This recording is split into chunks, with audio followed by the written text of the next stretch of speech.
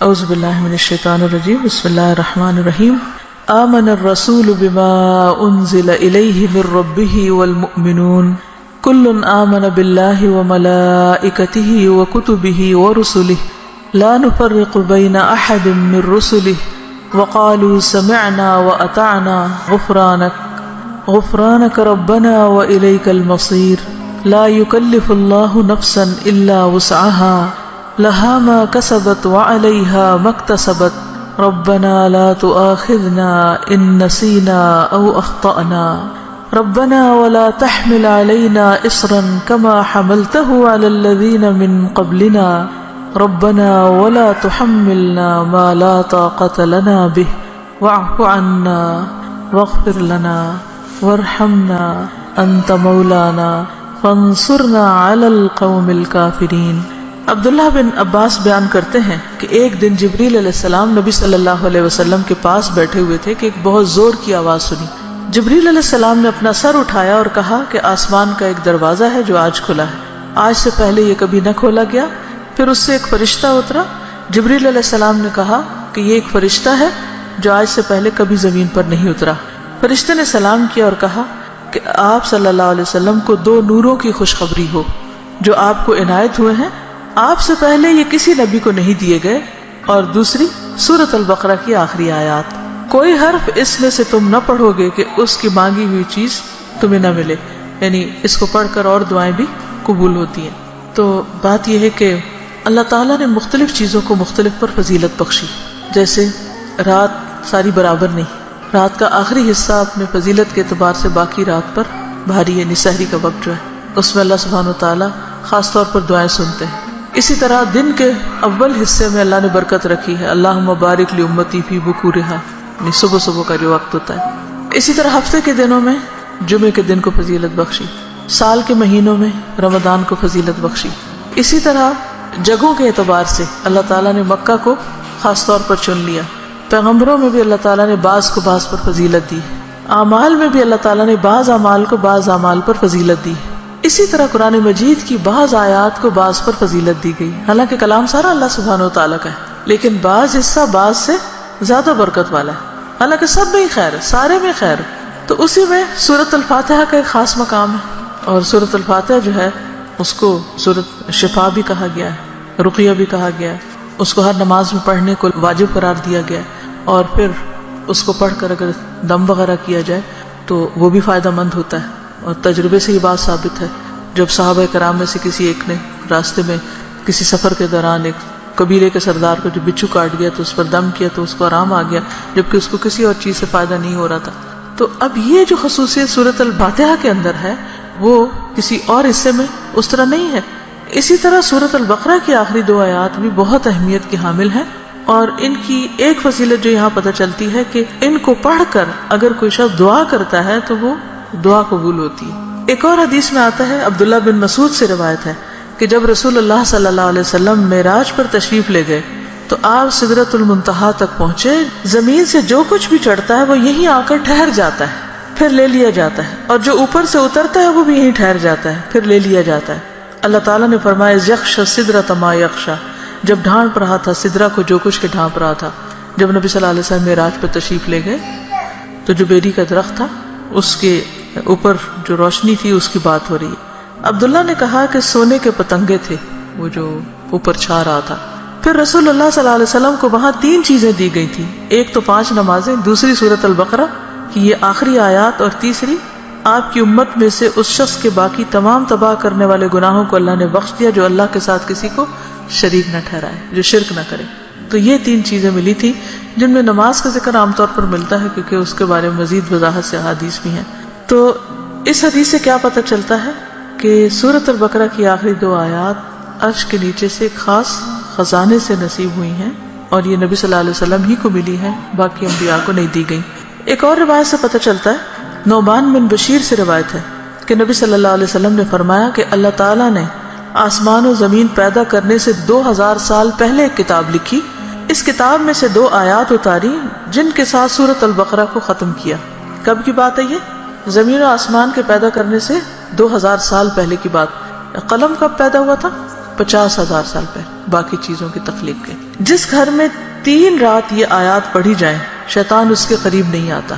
رسول اللہ صلی اللہ علیہ وسلم نے فرمایا مجھے سورۃ البقرہ کی آخری آیات عرش کے نیچے ایک خزانے سے دی گئی. مجھ سے پہلے یہ آیات کسی نبی کو نہیں دی گئی، یعنی یہ آپ کی خاص خصوصیت ہے کہ آپ کو یہ نصیب ہوئی. اور پھر ایک اور جگہ یہ بات بھی پتہ چلتی ہے ان آیات کے بارے میں کہ جو شخص رات کے وقت ان آیات کو پڑھ لیتا ہے تو وہ اسے ہر چیز سے کافی ہو جاتی ہے. تو آپ اس کو اپنی عادت بنا سکتے ہیں، رات کو سونے سے پہلے پڑھ لیں یا کسی نماز میں پڑھ لیں، مغرب یا عشاء کی نماز میں پڑھ لیں یا ویسے ہی بیٹھ کے پڑھ لیں، کیونکہ ان کی فضیلت بہت زیادہ ہے. تو ان آیات کا ترجمہ جو ہے وہ آپ دیکھ سکتے ہیں قرآن پاک ترجمے والے سے. لیکن یہ ہے کہ جو خاص بات ان آیات میں کی گئی ہے، پہلے تو اس میں ایمان پر بات ہے کہ رسول خود بھی ایمان لائے ہیں اور سارے مومن بھی. کن کن چیزوں پر؟ اللہ پر، ملائکہ پر، کتب پر، رسول پر. دوسری اہم بات لا نفرق بین احد من رسلہ، کہ ہم رسولوں کے درمیان فرق نہیں کرتے. فضیلت جو اللہ نے ان کو دی وہ اللہ ہی نے دی، لیکن ہمارا کیا فرض بنتا ہے کہ سب پر ایمان لائیں. اور پھر صحابہ کرام نے کیا کہا؟ وقالوا سمعنا واطعنا، کہ ہم نے سنا اور ہم نے اطاعت کی، ہم ایمان لے آئے اور جو کچھ ہمیں کہا جائے گا ہم اس کو مانتے ہیں. ہمیں اس کے بدلے کیا چاہیے؟ غفرانک، تیری بخشش چاہیے. یعنی بندہ اللہ کی بات مانتا ہے اور اللہ تعالیٰ اس کے ساتھ بخشش کا وعدہ کرتا ہے. ربنا وإلیک المصیر. اور یہ بخشش کیوں ضروری ہے کہ اللہ تعالیٰ ہم کو معاف کر دے؟ کیونکہ ہم نے اللہ کی طرف پلٹنا ہے، لوٹنا اسی کی طرف، رجوع اسی کی طرف. پھر فرمایا کہ لا یکلف اللہ نفسا الا وسعها، ہر بندے سے حساب اتنا ہی ہے جتنی وہ استطاعت رکھتا ہے، اسی کا مکلف ہے، اس سے زیادہ اس سے نہیں پوچھا جائے گا. چاہے جسمانی صحت ہو، چاہے مال ہو، چاہے اولاد یا عقل یا کچھ بھی، تو ہر شخص کا حساب اتنا ہی ہے. لہا ما کسبت وعلیہا ما اکتسبت، اسی کو ملے گا جو اس نے نیکیاں کی اور اسی کے ذمہ ہے وبال جو اس نے غلط کام کیے. فائدہ بھی اسی کا اچھے کام کرنے کا اور نقصان بھی اسی کا غلط کام کرنے کا. تو پھر ہم دعا کیا کرتے ہیں؟ ربنا لا تؤاخذنا ان نسینا او اخطانا، اللہ اگر ہم بھول جائیں یا ہم سے خطا ہو جائے تو ہمیں پکڑنا نہیں، مؤاخذہ نہیں کرنا. ربنا ولا تحمل علینا اصرا کما حملته علی الذین من قبلنا، اللہ ہم پر وہ بوجھ نہ ڈالنا جو ہم سے پہلے لوگوں پہ ڈالا. یعنی ان کی شریعتیں جو تھی وہ مشکل تھی، ہماری شریعت بہت آسان ہے. مثلا نبی صلی اللہ علیہ وسلم جب حج پہ تشریف لے گئے تو آپ نے کچھ ریچولز کی ایک ترتیب بتائی، لیکن چونکہ کراؤڈ بڑا تھا تو اس ترتیب میں کچھ لوگوں نے فرق کر دیا. کیا تھا کہ جیسے آپ پہلے رمی جمار کریں، پھر اس کے بعد سر مڈائیں، پھر اس کے بعد احرام کھول دیں، لیکن کچھ لوگوں نے اس ترتیب کو آگے پیچھے کر دیا. تو اس پر آپ نے فرمایا لا حرج، لا حرج، کوئی حرج نہیں، کوئی نقصان نہیں. تو یہ ہمارے دین کی ایک سہولت ہے، آسانی ہے. تو یہاں دعا یہ مانگی جا رہی کہ اللہ جس طرح پچھلے لوگوں کے اوپر پابندیاں لگ گئی تھی یا ان کو کچھ مشکلات ہوئی تھی تو ہمیں اس سے محفوظ رکھنا. ربنا ولا تحملنا ما لا طاقت لنا بہ، اللہ ہمارے اوپر ایسا بوجھ نہ ڈالنا جس کی ہمیں طاقت نہیں.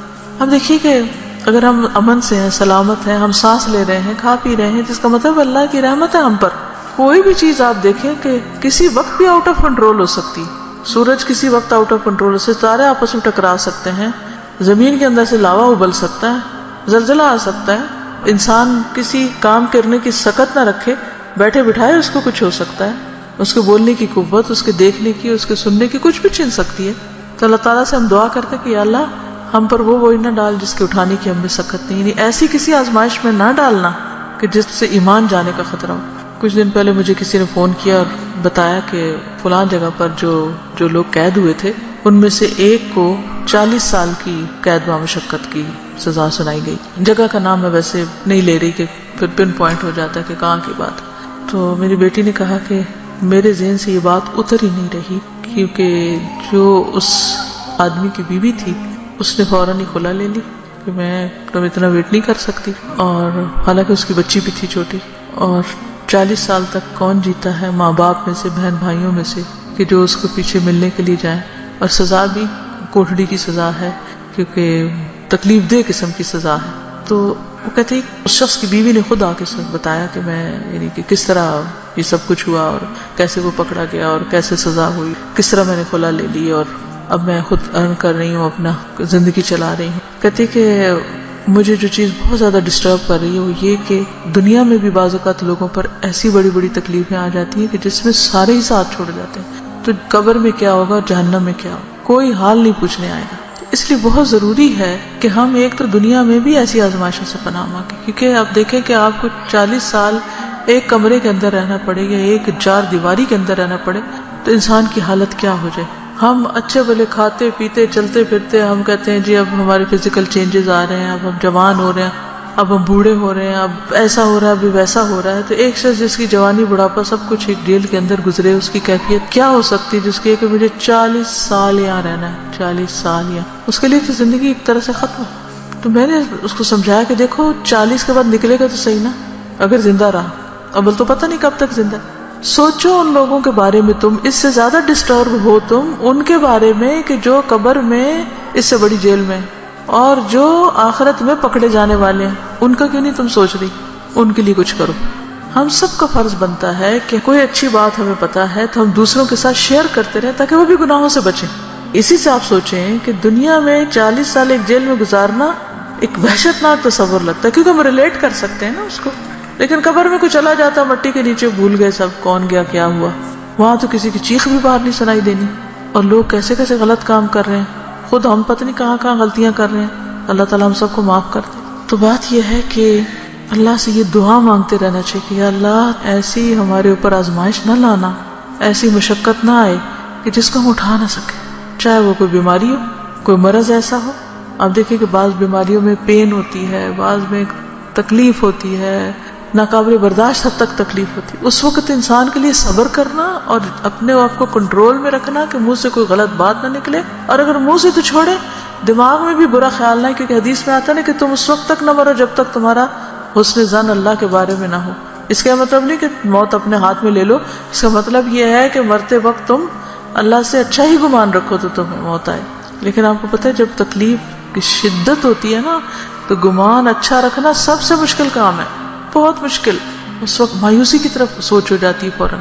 تو ربنا ولا تحملنا ما لا طاقت لنا بہ، اللہ ہم پہ وہ بوجھ نہ ڈال جس کے اٹھانے کی ہمیں طاقت ہی نہیں، ہم بہت کمزور انسان ہیں۔ ربنا ولا تحملنا ما لا طاقت لنا بہ واعف عنا واغفر لنا وارحمنا، یہ جو 3 لفظ ہیں جب انسان پڑھتا ہے تو سوچتا ہے یہ ایسا کیوں ہے، معاف کر دے، بخش دے، رحم کر، کیونکہ یہ بہت شدید ضرورت ہے ہماری کہ اللہ ہم کو معاف کر دے۔ ہم بہت غلطیاں کرتے ہیں، یعنی اس میں تاکید اور تکرار ہے۔ واعف عنا واغفر لنا وارحمنا، اگر شعوری طور پہ ہم ہر روز پڑھیں کم از کم ایک دفعہ تو کتنا فائدہ ہو سکتا ہے۔ انت مولانا فانصرنا علی القوم الکافرین، تو ہمارا مولا ہے تو دنیا میں بھی تو ہمیں کافر لوگوں پر مدد دے۔